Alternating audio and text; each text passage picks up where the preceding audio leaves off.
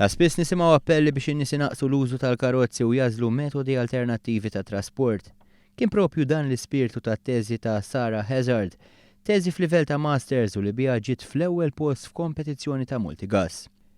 Biex twettaq l-istudju tagħha Hazzard għażlet nies b'żewġ fatturi kruċjali. The first factor was that the very strong car use habit, which basically means that people use the car virtually for everything and perhaps don't consider an alternative to using the car. And the other factor was that each of the participants felt very strongly about preserving the environment and doing less damage to it. Dawn iż-żewġ fatturi hija introduċiet l-intenzjoni biex jitnaqqas l-użu tal-karozza u l-parteċipanti nataw informazzjoni li setgħu jużaw bħala alternattivi f'xenarji differenti.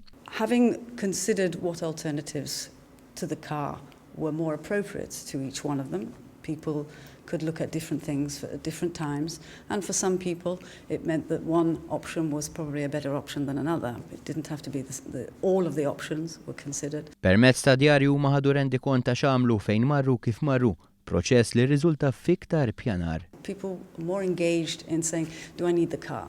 Can I go with somebody else? Are you going that way? Can we share the car? Can we go there by public transport, bicycles, all sorts of things?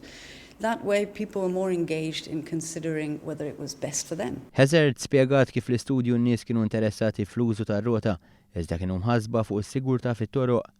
Inħasset ukoll il-ħtieġa li jkun hemm iktar edukazzjoni fuq kull min ikun qed juża triq. Fit-teżi ħareġ ukoll li kien hemm tħassib fuq il-bankini, uħud minnhom jispiċċaw ma jistgħux jintużaw minn nies bil-pushchairs u trolleys.